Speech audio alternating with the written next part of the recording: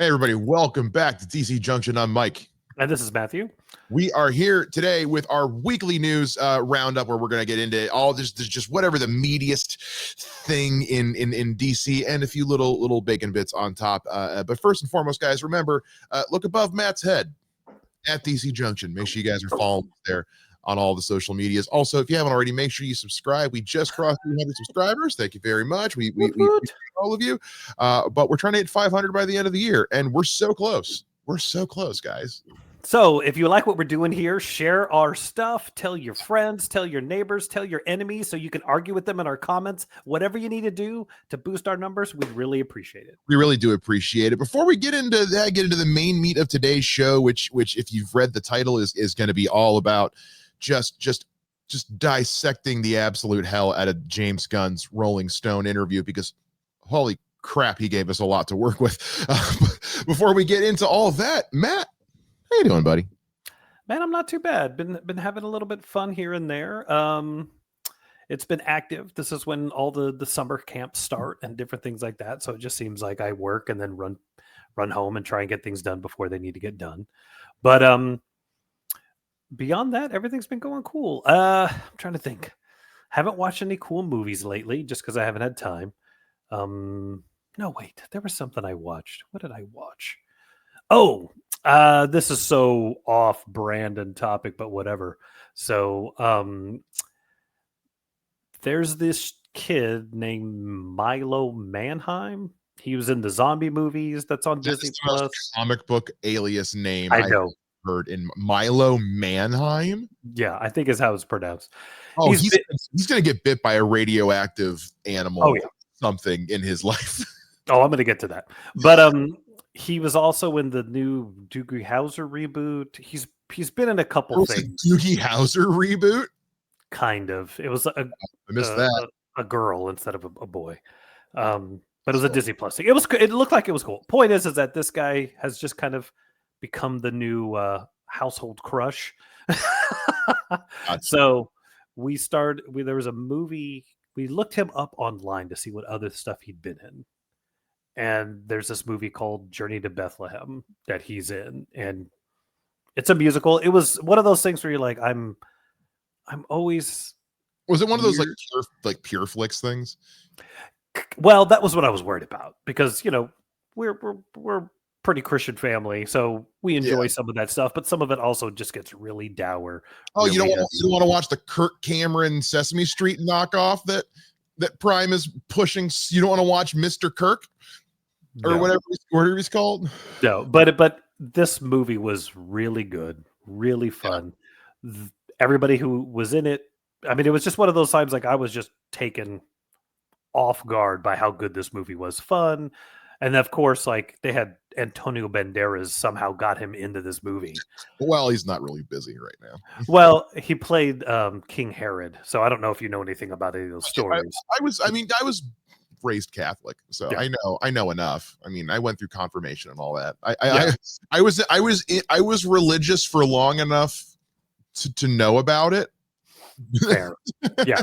So it was funny, like when he shows up, and you're like, how did they get him to be in this? And then he has his own musical number, and you're like, that's why. Someone said, hey, come be this crazy dude and we'll let you sing this really cool like rock and roll song. And he was like, of course. So it was just awesome. But also like, okay. He's running out of Puss in Boots royalties, and actually I take that back because that new one came out and I still haven't seen it, but apparently it's like, oh, it's fantastic. Incredible. Yeah. Everyone has told me it's incredible. But didn't he show up in that RDJ Doolittle movie that was just a big pile of crap? Oh, I don't remember. In that for like a hot second or something, for like a cameo? He may have been. I could be right, because I saw that movie and it sucks. And I could be conflating it with something else, but I swear he shows up in that movie. And I was just like, oh, this was pre Puss in Boots new movie coming out, and I was like, "Oh, Antonio, are you running out of DreamWorks money, buddy?" Look, he was in the SpongeBob movie, so I give him mad props for being awesome. I'm giving him shit. I love Antonio Banderas. It's like he's a guy who clearly just is at a point in his career where he's like, man, I'm just having fun, you know, and I'm not mad about that in the slightest. Yeah. But yeah, the more you see him pop up in those little itty bitty bad things, you're like, dude. But no, it was funny because you could tell like he probably shot 2 days, maybe rehearsed for 2 days. Like it was a small commitment, but it was great. But it was cool. It was a cool movie. Like I really was surprised about how entertained I was by it. Cool, man. I haven't been watching a whole heck of a lot lately. Just been listening to a lot of music I listen to has been dropping lately, and it's just as we're counting down the days for Superman and all that, you know, we're 3 weeks, we're less than a month. It's so close. But other than that, I suppose I watched The Dark Knight last night. For those who don't know, I was at a fender bender last weekend. I'm fine. Just I don't have a car right now, so can't go out and do a whole heck of a lot. So which means our stream is happening as scheduled on Saturday. But yeah, so I rewatched The Dark Knight last night after dinner. God, that movie still holds up so good. It really does. Like I like Batman Begins still. I think it's kind of crept up. Anniversary, and you know, I know it's shame on us for phasing out, pausing our Batman podcast right when Batman Begins had its 20th anniversary, which made me feel so old. But suffice to say, like Batman, we got more stuff coming. But yeah, like those movies, those Nolan films, just every time I watch them. And I think a lot of it's because of like with the help of like doing this show, because we go back and revisit stuff with this show and everything. But like every time I go back and watch those Nolan movies, I find little tidbits of we read the comics sprinkled in that I missed last time. It's like, oh, there's a new flavor that wasn't there before. Like whether it's stuff from Long Halloween I didn't pick up on, or other comics or other characterization moments. It's like in the courtroom scene at the very beginning where Harvey, you know, gets screwed by the witness and he decks the guy. It's like, I remember thinking, man, and also because who don't know, the first time I saw The Dark Knight, they started the movie, we missed the opening chunk of the movie. So I missed that scene. We got there. This is in 2008. We got there like when it said the movie started, and it was like opening weekend. So I guess they started the previews early so that the movie started on time. So we got in like 20 minutes into the movie. Oh gosh. So I missed, like, the first time I saw The Dark Knight, I missed the whole opening bank heist and everything.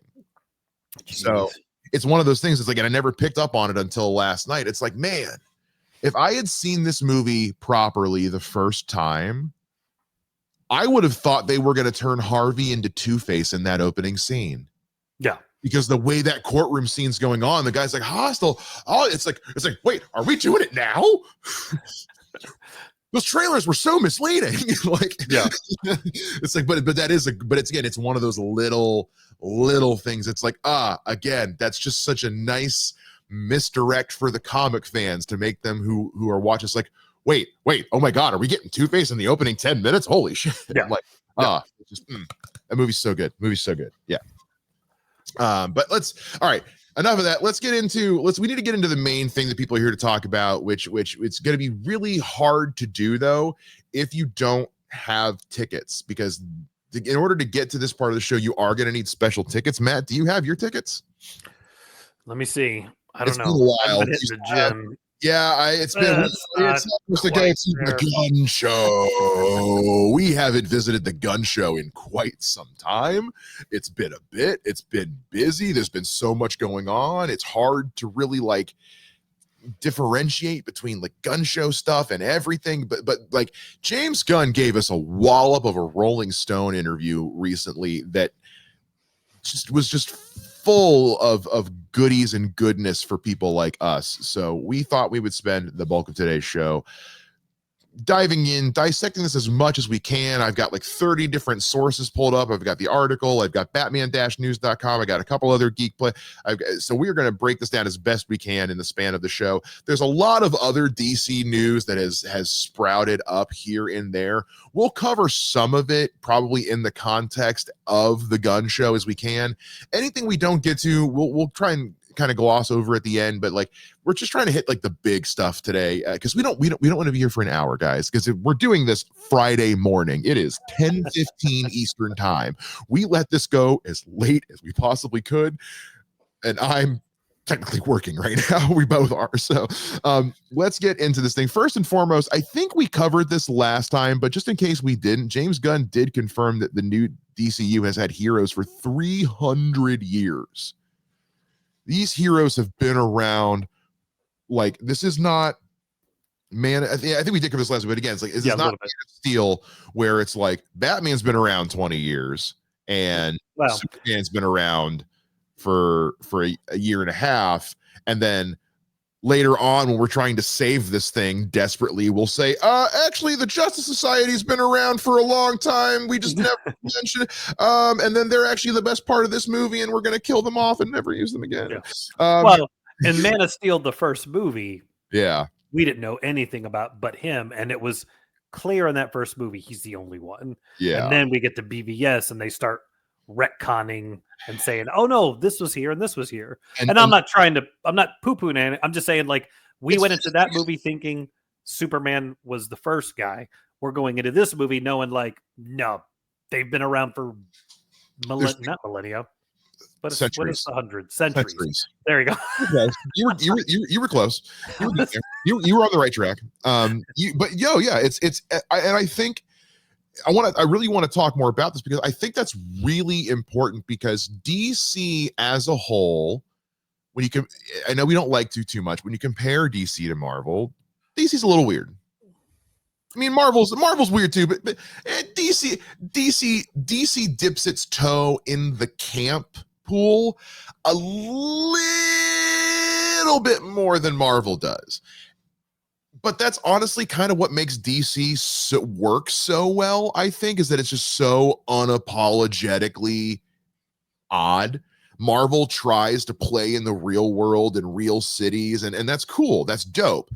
DC is like, because like it's actually canon. Like, Earth in DC is slightly bigger than our Earth to account for like extra land mass for these fake countries and cities stuff, which I think is just kind of a fun tidbit of knowledge. Thank you, New Rock Stars, for telling me that. But that's an important thing, is like James Gunn saying, like, yeah, none of this, like, we have to build the world where superheroes are weird for a while. Screw that. You see a giant shark walking down the street with his groceries in his arm, and it's just kind of like, oh, I guess King Shark's out on parole. Good for him. Hopefully he shapes his act up this time. I don't know. No, I like this because you're skipping out on what we've always, like, look, the MCU being the MCU, the big thing they did is it started as an origin of everything, and which was cool to which is cool to build up to the Avengers. But look, we know at this point Batman's origin, Superman's origin, Wonder Woman's, whatever, it changes every 10 minutes. But my point more is, like, we don't have to get into that. We can just say that Superman, those we have enough knowledge over the last 10 years or 15 years of comic book stuff being in the zeitgeist that we don't have to explain anything. That's a Green Lantern. His ring makes things. Okay. Yeah. People, I mean, the Big Bang Theory, for all of its faults, like, did wonders for helping kind of people into geek culture. So, like, you just learn things by osmosis. I mean, hell, there's a whole episode centered around the fact when the guys are stuck out of town and the girls tried to read the comic books to figure out why they like them so much, and they accidentally discover how deep the lore can get. Like, they accidentally start debating if Hulk lifts Thor and Thor is holding the hammer, does that mean that Hulk lifted the hammer? And it launches this whole debate that is honestly wonderful, but it's neither here nor there. My point more is that that is such a like you and me conversation. Yeah. It happened on a broadcast primetime sitcom. Like, we don't need to baby step necessarily the general movie going audience into these characters. What you need to be doing is saying, let's make these for the fans who already know this shit, because they're the ones we need to get. If we can't get them, we can't get anybody. Yeah. You know what I mean? So this is a world that has been around for 300 years. It's weird. It's kooky. Shit's a little off sometimes. And if you don't know who somebody is, or we feel like you need to know, we will do that effectively with good writing, good character development. This is why, to get in something we're going to get into in a little bit, James Gunn continues to say, finished scripts first. Yeah. Yeah. Well, and look, I know some people are concerned about how robust the movie is, but nobody said that about X-Men 1 and 2. Nobody said that about Guardians. So I think, like, we will know at the end of the movie if it's Batman Begins or Batman and Robin. That is an excellent comparison. Well, let's get into this idea of like James Gunn really got into the idea of scripts before suits. You know, like I just made that up. I'm so proud of me. It's, you know, because he talked a lot about, like, pretty candidly too, about, like, you know, mistakes and things he observed happening at Marvel that he was just like not okay with that. You know, one of the ones that he brought up was, you know, he's like, I saw Endgame and saw them put Thor on the Guardians ship, and he's like, I basically walked out of that movie and went up to Kevin Feige and said, not my problem. and he said that he said that's why Taika kind of fell on his sword. He said, he's like, Taika kind of fell on his sword with Love and Thunder, because he was like, I'm not doing a Thor and the Guardians movie. He's like, no, that's not what I'm gonna know. And Taika was kind of like, all right, I got you. Yeah. So that was his, you know. So kudos to James Gunn for, like, I think too many filmmakers, and we've seen evidence of this, have kind of just let that happen over at the MCU in recent years. And I like the recent MCU more than most people, but even I'll say, like, yeah, they've kind of just been doing whatever. And props to James Gunn for being one of the ones to say no. And then, especially when you see what went down with him, with the drama at the MCU, leaving, then coming back, it's like, it really just kind of reinforces that idea of, like, this is a guy who's, like, he's taking this really seriously. Yeah. And for him to actively stand up and admit, like, the parts he played in those mistakes, admit those and say, I'm learning from mistakes they made and mistakes I made. And one of those is, we are not going forward with anything until I see a completed script that I look at and go, yeah. No, I think that it's, instead of being an executive who's just making mandates, this is a guy who's been in the trenches, which it helps. So hopefully it will help him if he can shove through the corporate that gets tossed onto him while he's trying to do the thing he wants to do. Yeah. I think it should be cool. I mean, you know, we'll have to see where that falls. I know that's, you know, I don't want to go down another rabbit hole with this, so I'm not going to bring it up. But my point more is just that, I think what he's trying to do is awesome. I think if the financial and critical success of the first two movies allows him to go forward with what he wants to do, and Warner Brothers leaves him alone. Look, again, not trying to bring it back to Snyder, but had they just let Snyder do what he wanted to do, I think that version of the DCU maybe does better than it did. Instead of being a convoluted, like, let's fix and fix and fix, and then you're like, I don't even know what this is anymore. Just let the dude cook. Let him finish the meal. The lasagna is going to be great. Or even if the lasagna is not great, someone's going to love it, and we may reheat it later just to have it. I mean, I don't know. That was a weird analogy. My point is, really, really want lasagna now, and I can't have tomato sauce anymore or garlic, and shame on you for putting, because now I really want lasagna. Now I've got to find a way to make a garlic-free Alfredo lasagna, and that's what I'm going to be doing the rest of the afternoon. It's going to be entertaining. but all that to say, if I agree with you. Yes, Yeah. I agree with you, and I think this goes to something I was going to kind of gloss over a little bit later, but it is part of this, like the idea of, holy crap, my train of thought is gone. no, I'm sorry. Oh, I got it.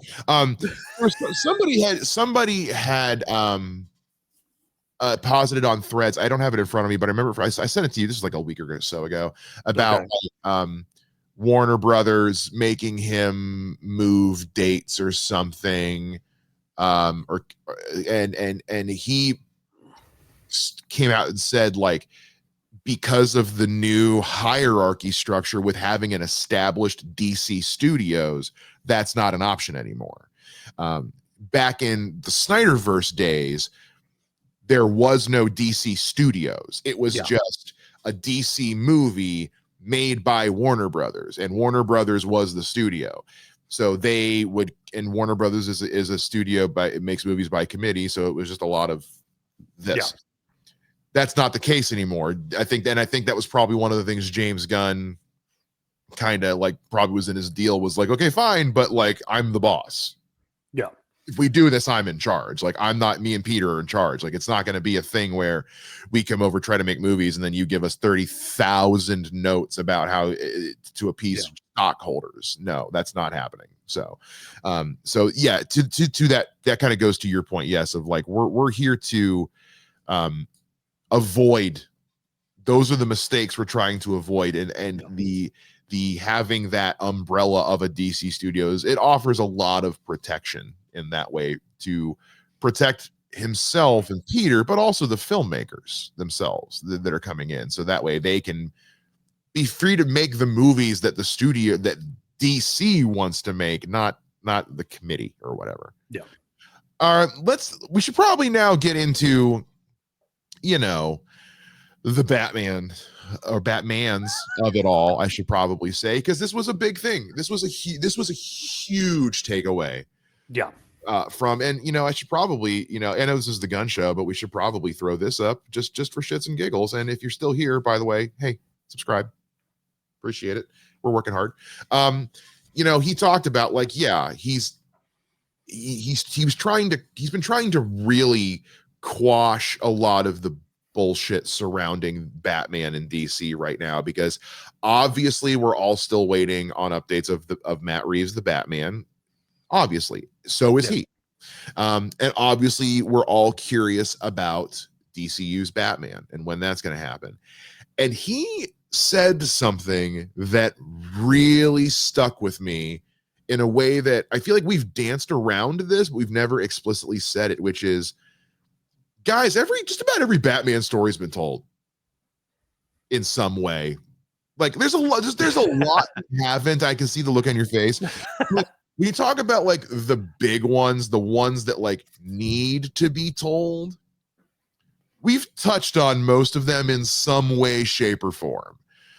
There's a lot we have. Like, obviously, you and I love the Cult. Would love to see a take on that. There's Court of Owls. He specifically referenced Court of Owls, and since we know Damien's going to be part of this, and Court of Owls kind of fucking rules, I wouldn't be shocked if that's maybe the direction we go. Although if Grant Morrison's involved, who's to say? Yeah. But he was very adamant about, like, I'm committed to making Batman work, but like, it's going to take a minute, and it's one of those, like, he knows what kind of Batman he wants. He's like, I want it to be different from Matt Reeves, but that doesn't mean I want it to be 60s camp. Yeah. He's trying, there's a happy medium in there that he needs to find, and that's gonna be tricky. That's gonna be tricky. So here's my micro rant. Hit me with it. You need Batman movies, like 6 of them. Yeah.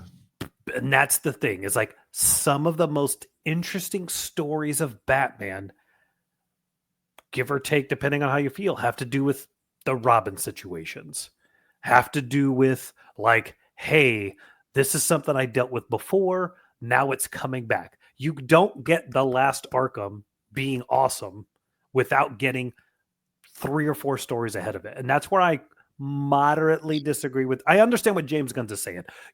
We've done that single story of Batman 8 different ways with the same guys. And I think that's the point he's making. He's like, we haven't played with Batman and the Bat family since Batman and Robin, guys.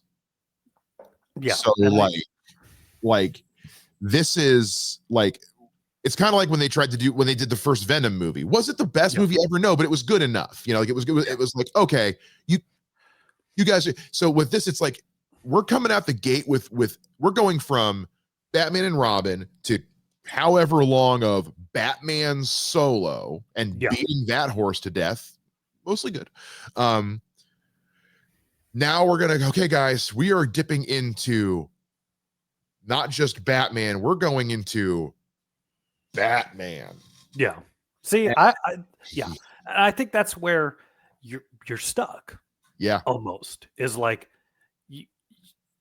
there's a part of the Robin situation that is horrible in live action, depending on the age of the kid. But you're also like, there is getting outside of Robin. Batman the Cult is a great comic book. If you guys haven't read it, go check it out. It's one of like the first things we did on this podcast. So like it's buried in our audio only stuff on the channel. So like by all means, but like a book. If you want us to revisit it, tell us now. Let us know in the comments. And while you're down there, subscribe. But even Court of Owls. Yeah. What makes Court of Owls so cool is that Batman has existed for years and somehow the society has dodged him. Well, if we don't see him running around for years, then the coolness of what the Court of Owls means is gone. Yeah. So I think that's the thing, is I think the problem is getting a Batman series of movies so that there's a lot of things you could really get into. Like, look, I pitched it before, I'll pitch it again. Yeah. Dude, I triple dog dare them to do a Nightwing movie first. Well, do a Nightwing movie first. Calling your bluff by doing a Clayface movie first, and I want to talk about that here in a sec. But I dare say, like, by jumping into the heaviness of the wider Bat family head first like this, that makes me almost feel like, screw it, I'm just gonna talk about it right now. Starting with villain movies is almost the way to go. Because it's like you need to have a Batman, you need to have this Batman's, and we've said this before, this Batman needs, to your point, needs to feel like a force to be reckoned with, so that when something like the Court of Owls does show up, it's like, yo, how did this Batman miss this? Yeah. You know? And I think starting off with your villain and fringe stuff surrounding him lets you create that, like, that idea of it's kind of like those scenes in Matt Reeves' movie at the beginning where it's just a guy looking at the darkness and wondering if Batman's there. Yeah. You can do those scenes in a Clayface movie to start to build that, like, this, you see Matt Hagen dripping and falling apart, running through Gotham City, and he looks up and he sees the bat signal and he sees a dark alley and he goes, nope, drain pipe. You know what I mean? Like it's boom, there. Batman's out there. We know he's there, and Clayface knows he's out there, and Clayface is still legit scared of him. So like, that's to me is what seems like what they're doing. Well, even if, like, I'm not trying to, harp on this, but even if you do a Nightwing movie first, you can tell so much of the story of Batman through Nightwing's origin by, like, This is what he was like. This is what I went through. This is why I left. This is why I'm Nightwing.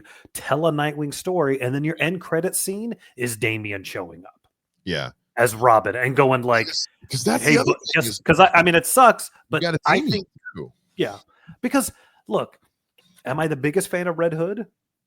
No, but that is a great story Yeah. of a Robin who died, comes back to life, and becomes a horrible, ultra violent vigilante that Batman has to take down. Yeah. But how do you tell that in your first movie? You can't. There's no way. You have, so that's where I think, like, and this is where I hate to say it, but like this is where like a Batman TV show, why something like the Flash and Green Arrow could build out this great world, because it's a series. You don't ever want to put Batman on TV, in my opinion. I'm not saying that, but I'm just saying, like, you have to have at least 5 or 6 Batman movies to really get into some of these stories. Because I mean, look, I'm not trying to knock it, please, but I'm just stating this thing is like Batman versus Superman.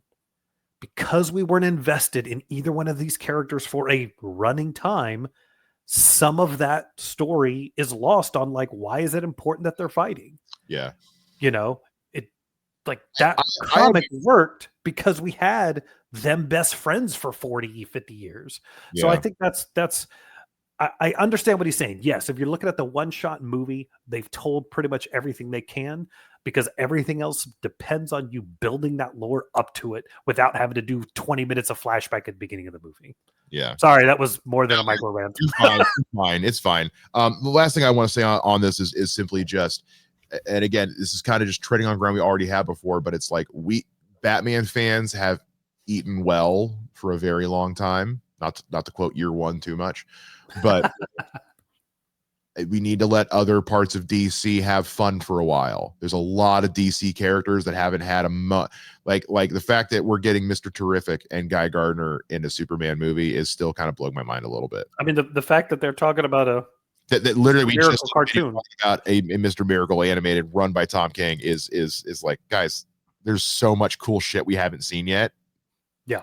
Like, I just rewatched The Dark Knight last night. It's still awesome. Go rewatch The Dark Knight. Okay. Like I don't know what you want. But staying on the Clayface, the Batman thing, Tom Reese Harries has been announced as the official casting of Clayface in the upcoming movie. Now, you aren't familiar with him. I only know him from a role he had in a recent season of Doctor Who, in which he was very good. And I know he's been in a lot of things, so don't at me, but like I just haven't seen them. Yeah. But I'm planning on like checking some of his stuff out, because there are some of this stuff that does sound good. And if he's going to play Clayface, who is like top 3 Batman villains for me, I want to know who this guy is. You know, when they said Robert Pattinson was playing Batman, the first thing I did was go watch like everything he'd done since Twilight, and it was like, oh, he got good. You know what I mean? Like, so that's but I'm excited that they're still going ahead with this. But to get something I think you can comment on a little bit, just because we've talked about this, is somebody posited to James Gunn about how much of Mike Flanagan's original script was still going to be used and he said, kind of like we already figured, they're not like rewriting it's not like his script was bad and they're saying throw it out and start again. They're like, it's still Mike's story. It's just getting the usual Hollywood second set of eye. He's like, that's it. That's it. This is how movies are made. This is how shit's done, y'all. It's fine. Look, there's a whole song about watching the sausage get made. Don't. Just shut up and wait for the movie to come out. Relax. Fine. Or if you're feeling uneasy about it, watch our channel, because we'll be here to let you know why it's nothing you should worry about. Again, look, as much as for some reason, the internet has allowed us to try and get into the room where the sausage is made. Like, sometimes it's like, just wait. Just eat the sausage. I don't know why I keep talking about food. I must be hungry. But so. It is early. But the flip side is this, like, you're right. I don't know, dude, they cast, but I like, this is weird to say it this way, but I'm just going to run with it. I like the fact that he's good looking because they're going to play that thing of the tragedy of losing your looks. That is a very important. It is a very important aspect. The whole point of, and that was his character on Doctor Who. It's actually a really good episode. I may need to actually get it's on. It's one of the ones that's on Disney Plus, so you might actually need to watch it. It's pretty good. But his episode is all about like the idea of like a TikTok obsessed society. And like the idea of just always having your head in your phone, and he plays like their version of TikTok celebrity. Okay. A lot of that is like, yeah, you've got to be a good looking dude, and he is very much a like, yes, I believe this man could be TikTok famous on his looks alone. I absolutely can. And that's Basil Carlo, Matt Hagen. I'm assuming they're probably going to do Matt Hagen, I think is this version of Clayface. But that's Hagen's whole thing, especially if they're pulling from the Bruce Timm version as much as they say they are. Yeah, he's got to be like leading man handsome, so that it's that much more of a just shallow crisis of identity with his character.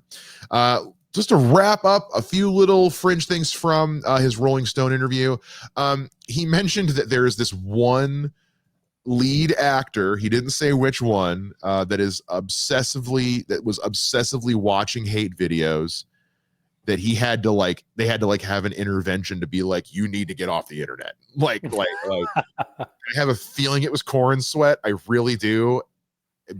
Because this goes on to talk about like Snyder Bro hate. People were talking, there was this thread that went viral, or tweet that went viral, about like the idea of people spoiler bombing Superman, like going to see them, and James Gunn's basically like, I'm not worried about it. I'm really not. He's like, this is such a small, the group of people doing this is so much smaller than you realize. Like, it's fine. Who cares? Dude, the internet is a wonderful tool that people have corrupted just to be crappy. You can't stop people from being crappy. Nope. So is what it is. Yeah. So if you're concerned about spoilers, stay off social media until you see the movie. It sucks sometimes, because sometimes you just scroll because you want to see what your family's doing, and then suddenly you realize Chris Evans is Deadpool, and you know he's going to be Human Torch because he was at the premiere. Anyway. Sometimes you just want to watch it. Sometimes you had a crappy day at work and you just want to watch a couple episodes of Bob's Burgers to let off some steam, and you pull up Hulu, and because you're broke, you don't have Hulu without ads. And the first thing that hops up is, you get ready to go see Cat 4 on Saturday, and what hops up is an ad, and in the first 3 seconds is Harrison Ford saying, "We found adamantium." Well, I know that now. Would have been cool to not know that going into the movie. Yeah. So it is what I know. It's hard, but you got to do what you got to do. A couple other things that have hopped up, just kind of still in the gun show realm. Supergirl has been retitled to just Supergirl. It's no longer Supergirl Woman of Tomorrow. It's just Supergirl. I didn't know that was a thing, but that's perfect. Well, but he talked about that because the same thing happened with his Superman movie. And he said, because honestly, it's because I am so tired of comic book hero, title. Because it's like, especially it's like, we're trying to do this as like a from square one kind of thing. Yeah. Treat it like it's the first movie then.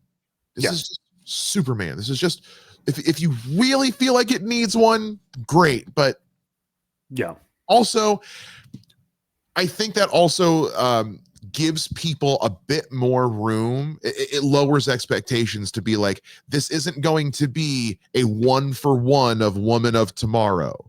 Yeah. This is going to be a Supergirl movie that is heavily inspired by Woman of Tomorrow, but don't come into this looking for a Woman of Tomorrow movie. Yeah. Which I think is going to help a little bit with the whole like, well, how's Lobo going to work into this? And I think I texted you. It's like, is he in the book? No. Could he be in the book? Oh, there's like 1,000 ways you can work him into this story. Like I was like, I flipped back through it again, and I was like, Oh yeah, 5 pages in, I've already placed him in like 7 different areas. Okay, cool. Yeah. Got it. Yeah, I'm not worried. So No. anyway, yeah, that's the thing. And that was, and he commented on that, just saying like, yeah, we're just it's Batman Brave and the Bold is a different story.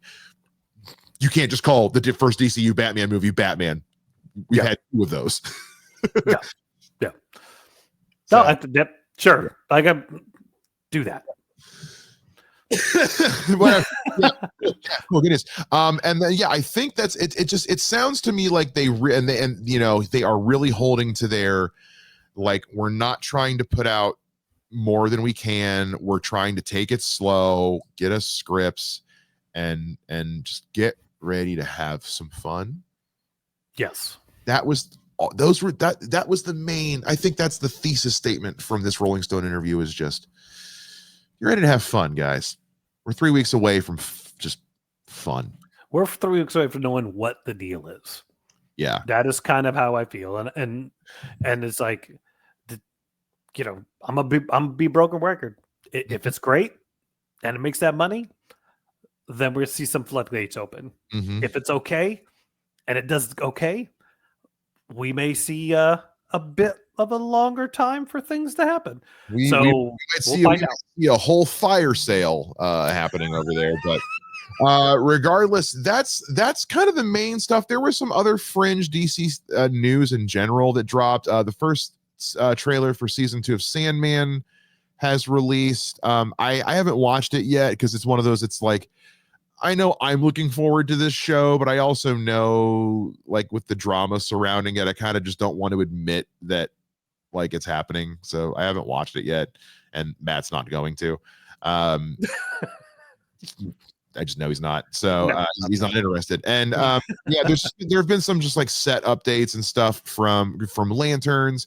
We haven't read Absolute Batman #9 yet. We are going to cover the Absolute DC stuff at the beginning of July. So watch out for that. Probably July 4th episode, because that is on a Friday. So keep an eye out for that. In the meantime, guys, if you haven't already, again, please subscribe to the channel. Let us know what you think down in the comments of anything we covered, anything we missed. Follow us at DC Junction right there above Matt's head, so you get all kinds of updates and stuff. Follow me on social media at Mr. Mike Shea. You can follow me across all social media at The Hustle Man. That's going to do it for us here on DC Junction. We will see you guys again next time there's something DC to talk about. Bye-bye.